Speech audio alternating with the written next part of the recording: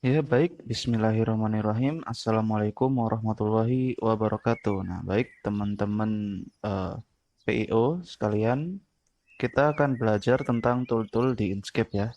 Kita mulai pengenalan. Jadi di sini tampilan Inkscape saya hitam ya. Jadi ini terserah teman-teman. Insya Allah tempatnya sama semua, sama aja, cuman beda warnanya. Karena kalau saya lebih nyaman warna hitam ya, ketimbang yang putih. Nah, baik, kemudian kita perkenalan. Di sini ada toolbox namanya ya. Di sini sebelah kiri ini ada tool-tool di sini namanya toolbox. Nah, kemudian di atas ini namanya control bar di sini ya. Control bar. Nah, kemudian di sini ada secondary toolbar. Kita silang dulu aja ini. Nah, nah di sini ada toolbar, di sini toolbox ya, afwan, toolbox. Nah, di sini namanya select and transform object. Nah, fungsinya apa? Misal ini ada kotak ya. Kita membuat kotak, kita warnai. Nah, fungsi dari select and transform object ini kita bisa menseleksi ya, kemudian memindah-mindahkan. Kemudian bisa memperbesar, ya, kecil, ya, terserah. Nah, kemudian kalau untuk memperbesar, kalau kita besarkan seperti ini, dia akan tidak beraturan, bebas seperti ini. Tapi kalau kita tahan kontrol, nah dia akan proporsional terus seperti ini. Ya, kalau kita tahan kontrol, tapi kalau kita lepas, nah langsung tidak beraturan. Kalau ditahan, nah beraturan terus. Seperti itu. Ya, jadi ini select and transform untuk menyeleksi, memindah-mindah ya. Kemudian ini juga bisa kita memutar, kita klik satu kali lagi. Nah, ini bisa untuk memutar objek. Nah, kalau kita putar seperti ini aja, dia bakal anu ya, custom. Tapi kalau kita tahan kontrol juga, dia akan konsisten. Ini kalau tidak salah sekitar 15 derajat, setiap 15 derajat ya. Nah, ini perputarannya setiap 15 derajat, jadi proporsional. Nah, itu untuk select and transform object. Atau shortcutnya huruf S ya. Ini huruf S. Nah, kemudian di bawahnya ini ada edit path by nodes. Nah, ini kalau di Corel biasanya shape tool ya. Tapi di sini namanya edit path by nodes. Jadi ini kita akan mengeditnya. Kita klik ini. Nah, akan keluar titik-titik di sini. Nah, kalau kita edit di bundernya ini akan membuat dia rounded seperti ini. Nah, kita besarkan dulu seperti ini. Nah, oh ya, untuk memindah-mindahkan ini kita masih di select ya. Kalau kita pindahkan ke atas bawah, ini akan tidak beraturan. Tapi kalau tahan kontrol, nah dia akan lurus terus.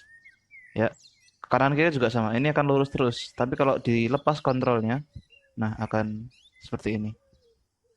Paham ya? Sekarang kita ke edit path by nodes. Nah, fungsinya ini dia bisa merondetkan seperti ini, ya.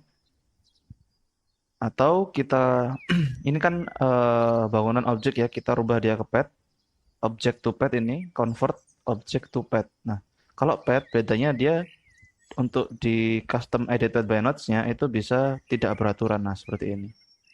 Kalau yang dia masih berupa objek tadi, dia masih anu ya, semua ikut. Tapi kalau edit path by nodes-nya dirubah ke object to path, dia bakalan bisa tidak beraturan ya, sendiri-sendiri seperti ini. Nah, ini seperti itu. Ya. Kemudian di sini ada rectangle tool ya. Ini fungsinya kayak tadi membuat kotak. Nah, seperti ini.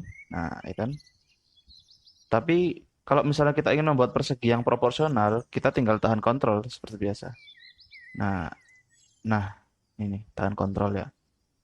Atau bisa juga tahan shift. Kontrol dan shift. Ini kalau kontrol dan shift, dia akan pas di tengah. Jadi kalau kita memperbesar gini, ini sambil tahan kontrol. Tapi kalau sambil tahan shift, dia akan tetap di tempat tengahnya. Nah, ini kontrol dan shift. Ya, bisa dipahami.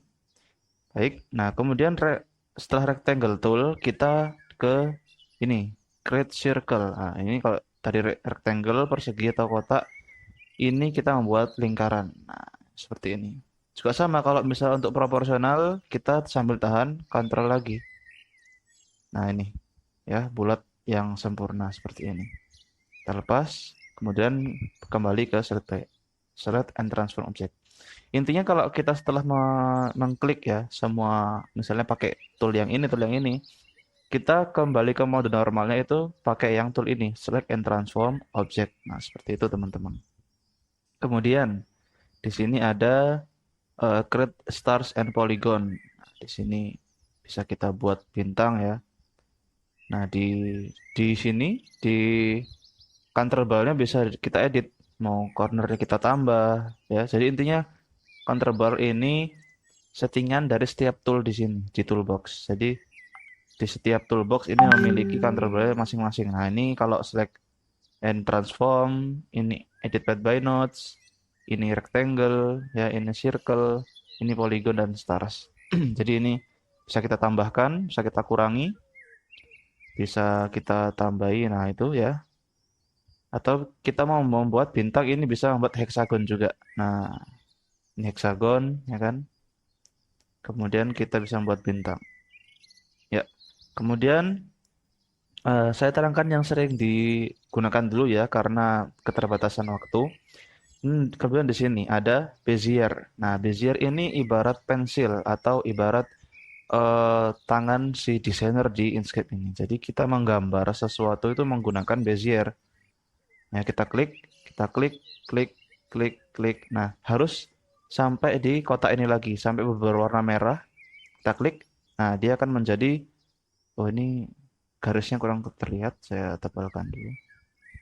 Dia akan menjadi satu bangunan baru ya di sini. Nah, dari Bezier tadi. Itu kalau kita lurus-lurus saja, tapi bisa juga Bezier kita bengkokkan dengan ditahan, klik tahan. Nah, seperti ini. Terus kalau untuk memutus ini klik kanan ya. Nah, untuk menyambungkan di sini kita harus tepat di garis titik ini. Nah, sampai berwarna merah, kita klik, nah, dia akan meneruskan. Misalnya kita membuat seperti ini ya. Nih. Jadi Bezier ini lebih bisa custom bentuknya. Nah, seperti ini ya. Dari Bezier tadi. Nah, dari Bezier atau bentuk-bentuk kita tadi ini, kalau kita mau merubahnya, itu bisa pakai apa tadi? Yang di awal, edit path by nodes. Nah, ini kita bisa klik dulu. Nah, ada nodes ini ya, nodes. Nah, titik-titik ini bisa kita rubah. Nah, bentuk apapun kalau pakai edit path by nodes, dia bisa kita rubah-rubah seperti ini. Ini juga bisa. Mungkin kita merubah lengkungannya nih, ada lengan-lengan di sini. Nah, kita merubah lengkungannya. Intinya edit path by nodes bisa untuk mengcustom bentuk. Nah, seperti itu. Ini juga bisa. Ya, intinya kalau sebuah path dia masih ketika edit path by nodes ini, kalau kita rubah salah satu nodes-nya yang berubah semuanya, ya berarti dia masih berupa objek. Nah, kalau kita mau merubah salah satu nodes-nya saja, kita harus mengkonvertnya ke path. Nah, di sini ada path object to path. Nah, baru nanti keluar semua nodes-nya. Kita baru bisa mengcustom salah satunya saja. Jadi kalau objek itu yang kalau kita mengcustomnya itu semuanya ikut. Ini juga juga bisa ya. Nah, ini kalau lingkaran. Nah, kalau kita ke path, kita bisa merubah salah satu aja. Ini. Nah, ya kan? Dari lingkaran ini. Ya. Nah, kemudian ada juga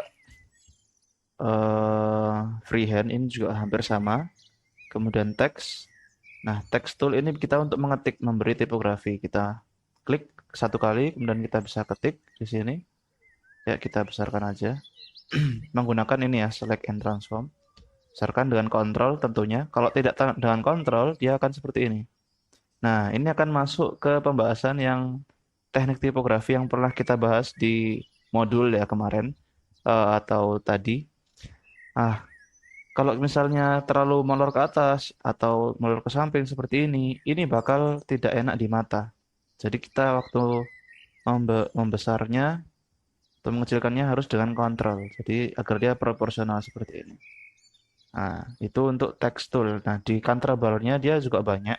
Di sini kita bisa memilih font, ya, ini. Kemudian kita juga bisa mengatur dia italic atau tidak. Kemudian misal aku pakai Montserrat ya di sini. Kemudian Montserrat bisa pilih juga dari medium atau ke bold ini, ultra bold ya. Kemudian ini ukurannya, ukuran dari fontnya. Kemudian ini spasinya kalau misalnya jadi gini, eh, enter, enter. Nah, jadi kalau kita punya banyak paragraf atau baris seperti ini untuk mengatur spasi atas bawahnya. Nah, oke. Kemudian ini perataan. Jadi ini mau rata kiri atau rata tengah, ya. Jadi misalnya aku hapus, kemudian ini aku copy, ya di sini. Nah ini rata tengah. Kalau rata kiri, nah seperti ini. Bisa dipahami ya teman-teman. Kemudian di sini ada spacing between letters, artinya jarak antara huruf. Jadi per hurufnya. Kalau kita tambah, mereka akan renggang antar hurufnya ya. Misal kita tambah 7, kita enter. Nah, antar hurufnya akan merenggang. Kemudian misalnya kita tambah 20 jaraknya. Nah, mereka kan tambah jauh. Kalau ke normalnya kita kembalikan ke 0. Nah, atau bisa juga kita mepetkan. Kita tambah minus mungkin 10. Nah, mereka kan lebih rapat. Between letters ya.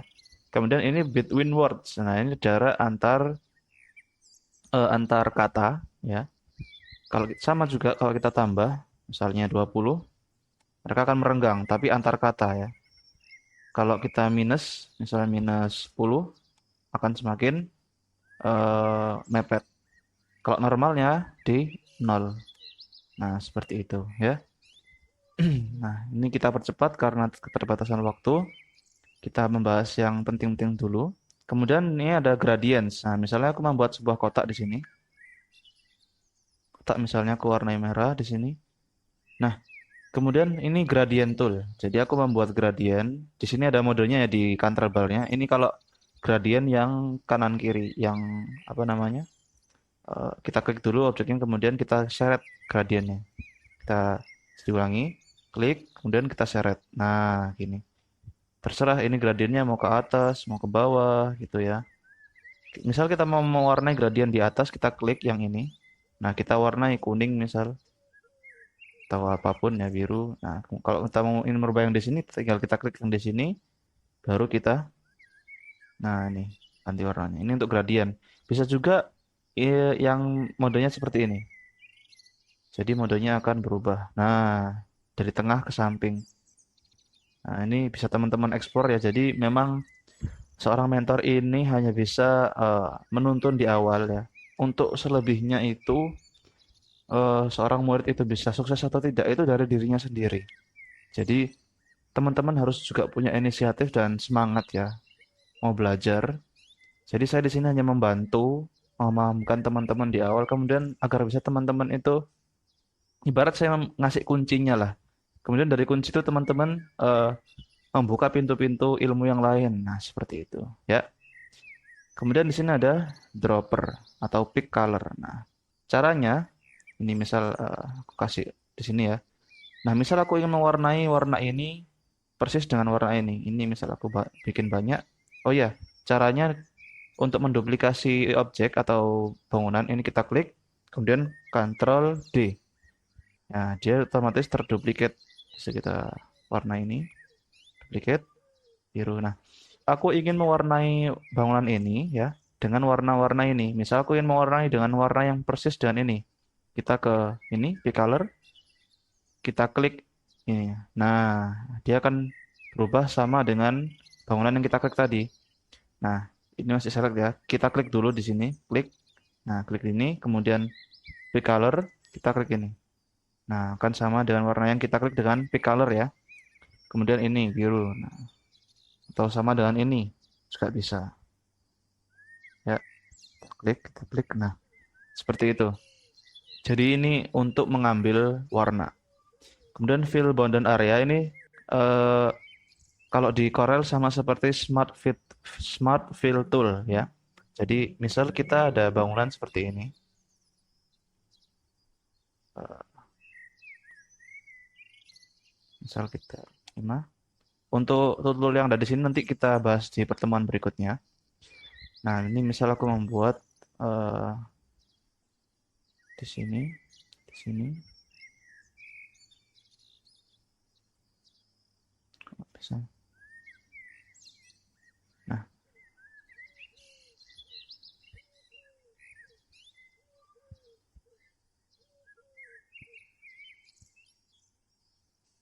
ya. Jadi misal aku ingin membuat sebuah halaman ya seperti ini. Nah, aku ingin membuat desain di sini. Aku bisa menggunakannya dengan fill bounded area. Jadi dia gunanya untuk membuat bangunan baru. Klik. Nah, di sini oh ini terlalu tebal ya. Nah, di sini akan terbuat bangunan baru. Kemudian juga di sini, di sini dan di sini. Nah, setelah aku klik di sini tadi, dia bakal ada bangunan baru di sini. Nah, seperti ini. Ini juga. Nah, ya, ini juga. Nah, ini juga. Ya, seperti itu, teman-teman. Misalnya lagi aku membuat bangunan lingkaran dan juga persegi seperti ini. Nah, aku ingin membuat bangunan ini aja. Ini kita pakai fill boundaries area. Nah, di sini akan terbuat bangunan baru seperti itu. Bisa juga di sini, klik di sini ya, klik. Nah, ini klik. Di sini nanti akan ada bangunan baru. Nah, seperti ini. Ya. Kemudian ada lagi eh ini ada spray. Nah, jadi misal kita membuat objek ini warna merah ya. Misal aja. Ini buat permisalan. Nah, spray ini kita klik dulu objek ini, kemudian klik spray tool. Nah, ini untuk menyemprotkan. Nah, seperti ini. Kita klik tahan. Nah, ini kotak. Misal kita buat lagi lingkaran. Lingkaran warna berbeda mungkin biru. Kemudian ini sudah terselect ya. Kemudian kita spray. Nah, dia akan seperti ini. Ini gunanya spray tool. Seperti itu. Nah, ini ya untuk aku kalau ke atas kiri seperti kemarin ya. Jadi kalau atas bawah ini scroll biasa. Kemudian kalau kanan kiri ini apa namanya? Sambil tahan shift. Kalau zoom in zoom out ini sambil tahan control. Paham ya teman-teman? Ini scroll biasa, tahan shift, tahan control. Nah, seperti itu. Kemudian ini tahan spasi. Nah, tahan spasi sambil menggeser mouse ini juga bisa. Ya. Nah, mungkin seperti itu dulu kali ini karena mungkin waktunya udah lama banget ya. Semoga bermanfaat. Sampai bertemu di pertemuan berikutnya.